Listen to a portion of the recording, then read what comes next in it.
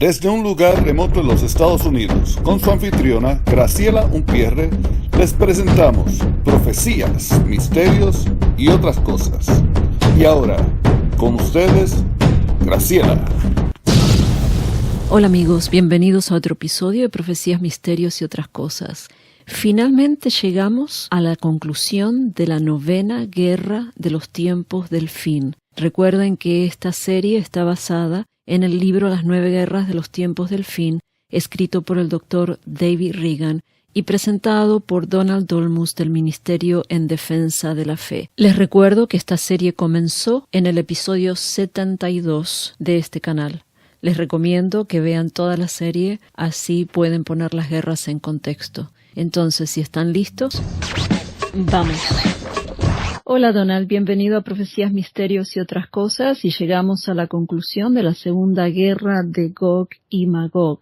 Ya hemos visto 3 de las razones de por qué se tiene que dar el milenio, y hoy vamos a ver las últimas 3.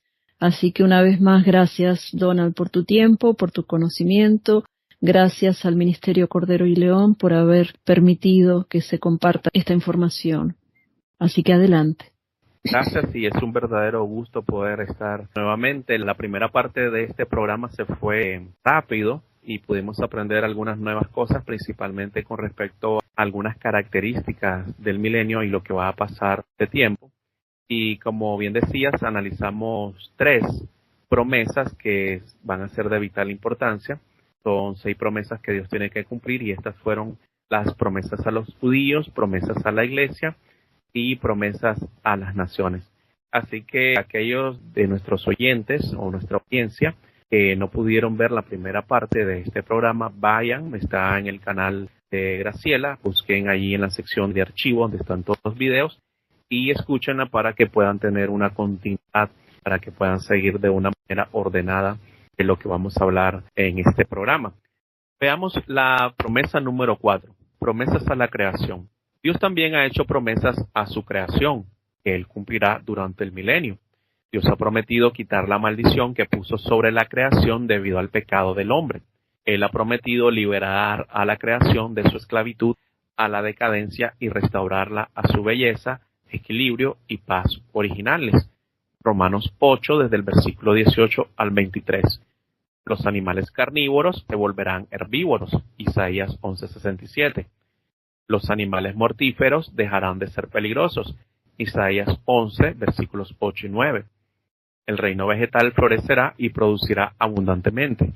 Isaías 35 y Ezequiel 34, del versículo 25 al 31. La tierra de Israel se transformará tan radicalmente que los visitantes proclamarán con asombro: esta tierra que era asolada ha venido a ser como huerto del Edén. Ezequiel 36:35. Número 5. Promesas a Jesús. La razón más importante para el milenio es que Dios lo va a usar para cumplir las promesas que le ha hecho a su Hijo. Dios le ha prometido a Jesús que será glorificado en la historia para compensar en parte su humillación en la historia. La Biblia dice rotundamente que Jesús regresará para manifestar su gloria. Isaías 24:23, Isaías 66, versículos 18 y 19, y segunda de Tesalonicenses 1, del versículo 7 al 10. Dios también ha prometido que le dará a Jesús dominio sobre todo el mundo y que reinará sobre las naciones desde el monte Sión en Jerusalén. Daniel 7, versículos 13 y 14, Isaías 2, versículo del 2 al 4, y Zacarías 14, del versículo 1 hasta el 9. Salmos 2 presenta un buen resumen de estas promesas. Comienza examinando la rebelión de los líderes políticos del mundo contra Dios y su Hijo, a quien se hace referencia en el pasaje como su ungido, versículos 1 y 2. Este describe el desprecio que tienen estos líderes políticos en contra del Señor, versículo 3. Pero el Salmo dice que Dios se sienta en los cielos y se ríe y se burla de ellos porque Él ha designado un día de ajustes de cuentas cuando los turbará en su furor. Versículo 5. Ese será el día en que Él instale a Jesús como rey sobre Sión. Versículo 6. Jesús entonces habla y relata la promesa que su Padre le ha hecho. Graciela, te voy a pedir que por favor leas los versículos 7, 8 y 9 de este pasaje. Muy bien. Nueva Biblia de las Américas dice así: Ciertamente anunciaré el decreto del Señor que me dijo: Mi hijo eres tú, yo te he engendrado hoy. Pídeme y te daré las naciones como herencia tuya, y como posesión tuya los confines de la tierra. Tú los quebrantarás con vara de hierro, los desmenuzarás como vaso de alfarero. Gracias. Algo que debemos tener en cuenta es que Jesús es actualmente un rey en espera. Al igual que el rey David, que tuvo que esperar muchos años después de ser ungido antes de convertirse en rey de Israel, Jesús ha sido ungido como rey de reyes y señor de señores, pero aún no ha comenzado a gobernar. Actualmente está sirviendo como nuestro sumo sacerdote ante el trono de Dios, según Hebreos 8:1. Él está esperando la orden de su Padre para regresar y reclamar todos los reinos de este mundo. Hebreos 2, desde el versículo 5 hasta el 9, y Apocalipsis 19, desde el versículo 11 hasta el 16. Veamos una razón final. Hay otro propósito para el milenio, y es la razón por la cual Satanás estará confinado por 1000 años en el abismo en lugar de ser arrojado al lago de fuego. Creo que Dios va a usar el milenio para demostrarle al hombre de una vez por todas que la religión del humanismo de Satanás está totalmente en bancarrota. Todos los humanistas, independientemente de sus etiquetas políticas o teológicas, están de acuerdo en que la fuente del mal en el mundo es externa al hombre. Ven el mal como arraigado en la corrupción de la sociedad. Creen que la solución a todos los problemas del hombre se puede encontrar en una reforma social. Tomemos como ejemplo su actitud hacia el crimen. Creen que la injusticia social es la causa fundamental del crimen. Todo lo que tenemos que hacer para eliminar el crimen, argumentan, es proporcionar a las personas un trabajo garantizado que les proporcione ingresos suficientes para que puedan vivir en un bonito suburbio. Pero tales reformas no transforman la naturaleza básica de las personas. En el gueto, un hombre pagará $50 por una prostituta. En el suburbio, perseguirá a la mujer de su vecino. En el gueto, lanzará una piedra a través de una ventana y robará un televisor. En el suburbio, se pondrá su traje de 3 piezas, manejará hasta la oficina, manipulará la computadora y malversará $1.000.000. Bueno, antes de continuar, Graciela, no sé si ustedes en Argentina tienen esta palabra gueto, pero yo quisiera traducirlo al español de Nicaragua y usamos aquí la palabra como asentamiento o como un barrio que es como que queda en las partes más peligrosas de la ciudad. No sé qué palabra usan ustedes en Argentina para describir este tipo de lugar. En mis tiempos le decíamos villas miserias, pero ahora no sé cómo le dirán. Bueno, te queda de tarea entonces. Y recuerdo que en Brasil a ese tipo de lugares le llaman las favelas. Así es, sí. Que es donde hay muchas pandillas. Entonces aquí en mi ciudad, en Managua, hace muchos años, ahora ya casi no tanto, pero había lugares donde ni siquiera la policía entraba, imagínate. Sí, sí, acá también en Estados Unidos se ve eso, que hay pueblos que uno no se atreve a entrar. Uno sabe que a ese lugar no puede ir, de noche especialmente. Pero estaba escuchando lo que decías de la diferencia entre alguien que no tiene dinero y alguien que tiene dinero, como roba. Me acuerdo hace unos años atrás tuvimos que ir por cuestión del celular al negocio donde te ayudan o te venden el celular o te ayudan si tenés algún problema técnico. Y de repente entran 2 policías y cuando miramos qué estaba pasando estaban arrestando a un hombre que estaba vestido de traje. O sea, yo lo había visto ese hombre y me pareció un ejecutivo por la forma en que estaba vestido. Pero el vendedor, como a ellos los entrenan para identificar cuándo puede haber fraude, él se dio cuenta que este hombre estaba ahí para robar. Llamó a la policía y se lo llevaron esposado. Imagínate, estás dándonos ya un ejemplo contundente de esto que está describiendo aquí sí. el doctor Reagan. Lo que decía Andy Woods, tal vez lo hayas escuchado, que el darle educación a una persona no garantiza que va a tener un buen trabajo. Lo único que garantiza es que se le va a dar herramientas para que si su corazón ya está mal, se transforme en un ladrón o en un criminal educado, nada más. Y también creo que has tenido la experiencia, yo la he tenido cuando te encuentras con personas que tienen altos niveles de educación, pero estas personas son unos completos patanes, personas que ni siquiera dicen un buenos días al entrar, o si reciben algo de tu parte que te digan un simple gracias. Uh-huh. Entonces, un nivel de educación secular, universidad, maestría, generalmente, o muchas personas, se convierten en arrogantes y soberbias también. Sí. Se creen que el título universitario los pone por sobre los demás. O tener un buen trabajo o muchas posesiones materiales también. Uh-huh, así es. Entonces, esto que estamos hablando, el doctor Reagan nos resume muy bien en el siguiente párrafo y dice: no cambias la naturaleza básica de las personas cambiando su entorno. Cambiar su entorno simplemente los convierte en pecadores más sofisticados. El punto de vista humanista es absolutamente contrario a la Escritura. La palabra de Dios enseña que la fuente del mal está enraizada dentro de la naturaleza caída del hombre, y que es el hombre y no la sociedad el que necesita ser cambiado. Génesis 8:21, Jeremías 17, versículos 9 y 10, y Marcos 7, del versículo 20 hasta el 23. La palabra también enseña que la única manera en que este cambio puede tener lugar es a través de la obra del Espíritu Santo dentro de una persona que ha puesto su fe en Jesús. Dios va a demostrar este punto usando el milenio como un gran laboratorio experimental. Él va a colocar a la humanidad en un ambiente perfecto de paz y prosperidad durante 1000 años. Satanás será atado. La justicia abundará. Sin embargo, al final, cuando Satanás sea liberado, la mayoría de la gente se unirá a él cuando llame a las naciones a rebelarse contra Jesús. Apocalipsis 20, del versículo 7 a 10.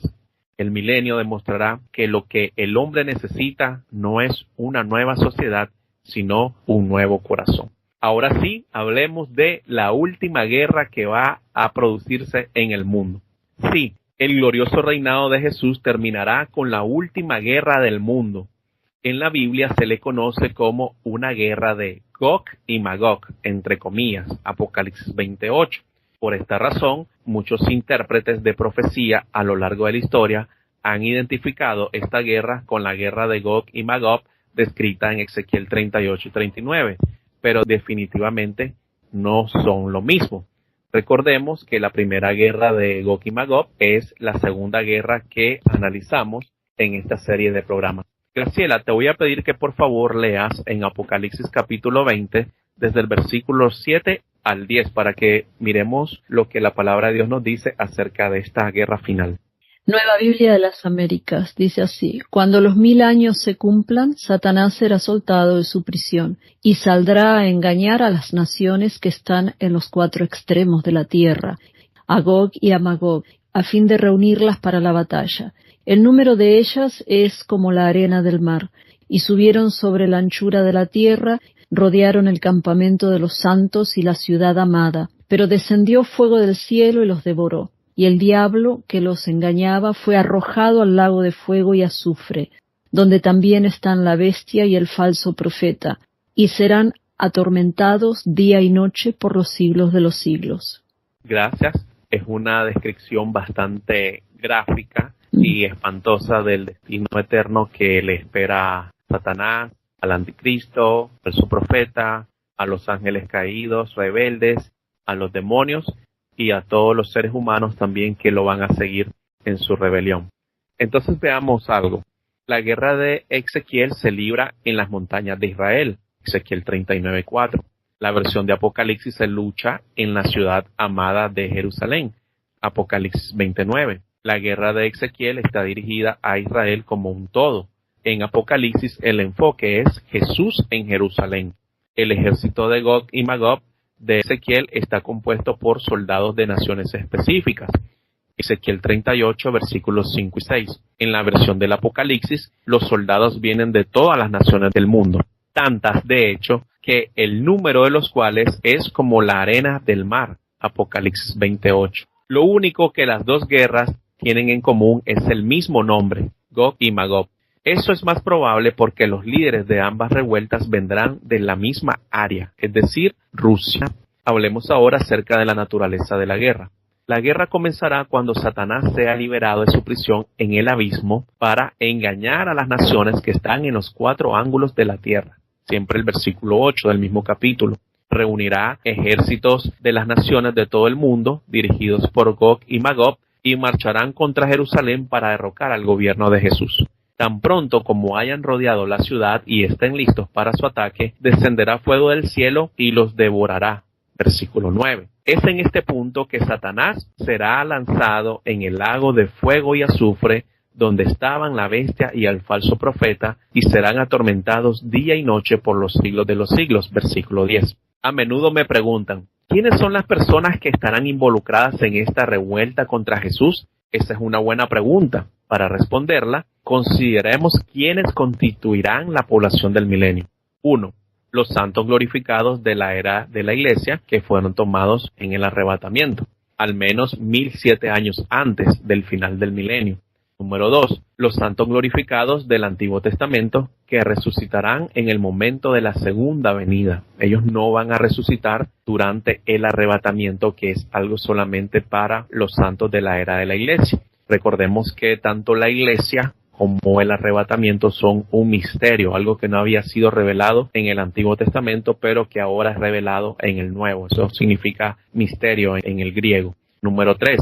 Los mártires glorificados de la tribulación, que también resucitarán en el momento de la segunda venida. Y número 4, todos aquellos que pusieron su fe en Jesús durante la tribulación y que vivieron hasta el final de ese terrible período. La última categoría anterior es aquellos que entrarán en la tribulación en sus cuerpos físicos. Aquellos que sobrevivan a la tribulación, pero que nunca aceptaron a Jesús, serán condenados a muerte. Mateo 25, desde el versículo 31 al 46, Ezequiel 20, desde el versículo 33 al 38. Por lo tanto, las únicas personas que entrarán en el milenio en sus cuerpos físicos serán aquellos que se convirtieron en creyentes durante la tribulación y vivieron hasta el final de ella. Por lo tanto, el milenio comenzará solo con creyentes, la mayoría en cuerpos glorificados y relativamente pocos en cuerpos naturales.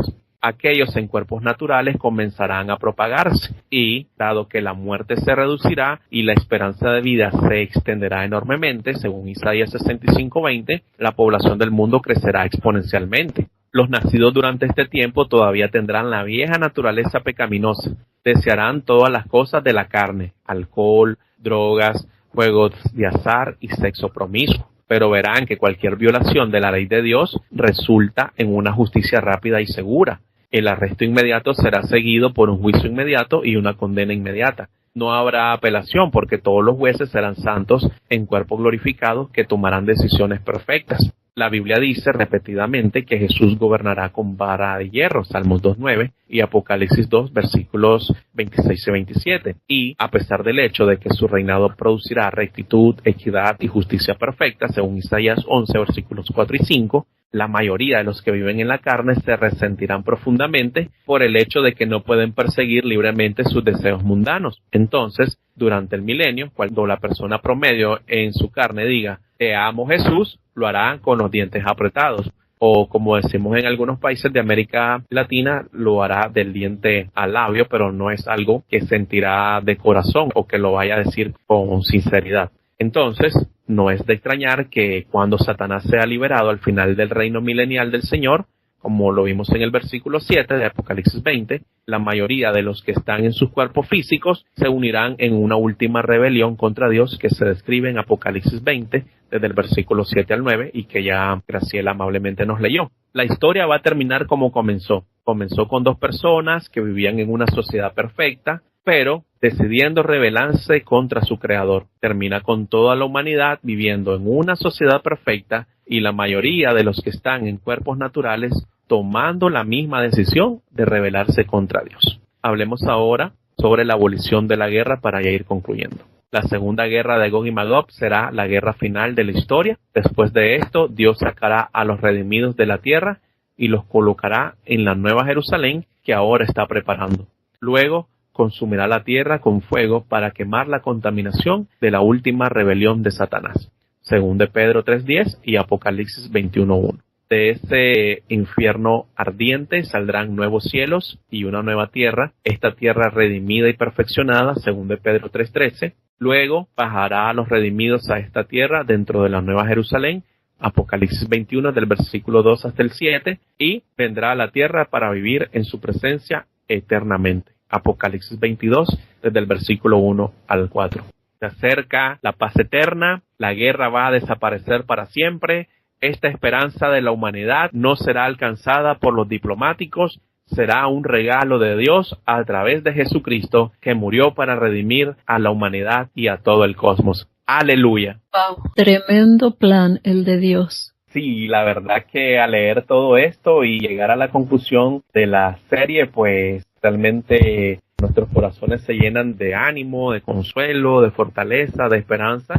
Y como ya hemos hablado en otros programas, esa es una de las razones para estudiar la profecía bíblica. Sí, la importancia de saber el final de la historia. Pienso que ese es el problema que tienen muchos cristianos, que no saben el final de la historia, tienen miedo de estudiarlo, y entonces eso les produce inseguridad con todas las cosas que están pasando actualmente. Pero si uno sabe el final de la historia y sabe cómo Dios trabaja con Israel, podemos ver que todas las piezas del rompecabezas están cayendo en su lugar y en realidad falta muy poco para que la tribulación empiece, lo cual quiere decir que el día del arrebatamiento tiene que estar aún mucho más cerca. Así es. Graciela, quiero pedirte un favor, que leas 1 Pedro 1:13, y esto va a servir como un consejo para todos nosotros, y es un pasaje que tiene plasmado el doctor Reagan al finalizar este capítulo, y yo creo que nos va a ayudar a todos con las palabras de exhortación que hay en este pasaje de 1 de Pedro 1:13.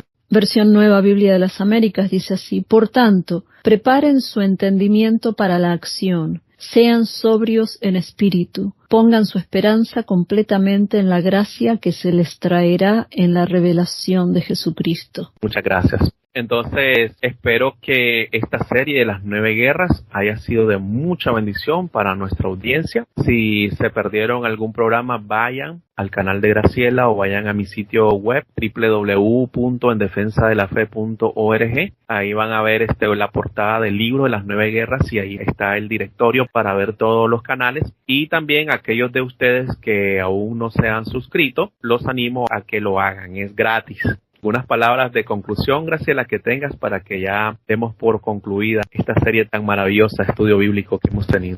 Tremenda esta serie, la verdad que me ha ayudado muchísimo a poner todo en contexto. Simplemente quiero dejarles saber a qué se refiere con sobrios en espíritu cuando pasamos por problemas, ya sean financieros, de enfermedad, incluso con los problemas que está habiendo en todos nuestros países. Podemos embriagarnos con esos problemas y la palabra nos llama a que seamos sobrios en el espíritu, que pensemos en lo que es bueno, en lo que es agradable, en todo lo que viene de lo alto, porque al estar embriagados en los problemas, dejamos que entren esos espíritus malignos de miedo, de inseguridad, de depresión, de suicidio, etc. Pero estando sobrios en el espíritu, nos paramos firmes en la roca y podemos mirar alrededor sin miedo, mirar nuestros problemas sin miedo, sabiendo que el Señor está en control y manteniendo nuestra vista allá en la distancia, en el final de la historia. El final de la historia es que Jesús viene por nosotros, nos va a rescatar de la ira que va a venir y después volvemos con Él al final de la tribulación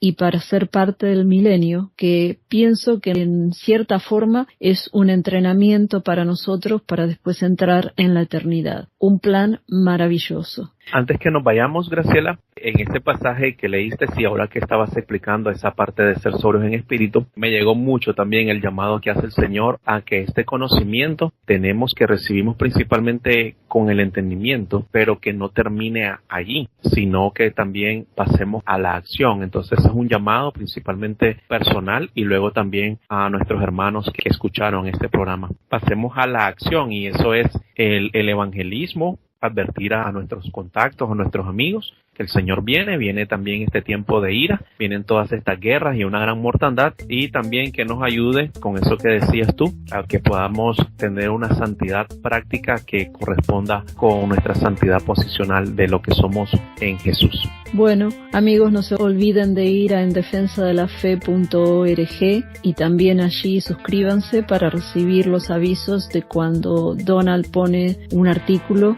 Hay mucho material ahí, la mayoría, el 99% gratis, así que aprovechen. Y muchas gracias, Donald, y Maranata. Gracias, ven Señor Jesús. Amén. No se olviden de suscribirse al canal y apretar la campanita, así les avisarán cada vez que se publique un nuevo episodio. Esto fue Profecías, Misterios y otras cosas que no se predican del púlpito. Introducción, Edgar Umpierre, música por cortesía de Doug Maxwell Media Right Productions y Silent Partner. Nos vemos en la próxima, al menos que nuestra redención ya haya llegado, porque estamos muy cerca. Dios les bendiga.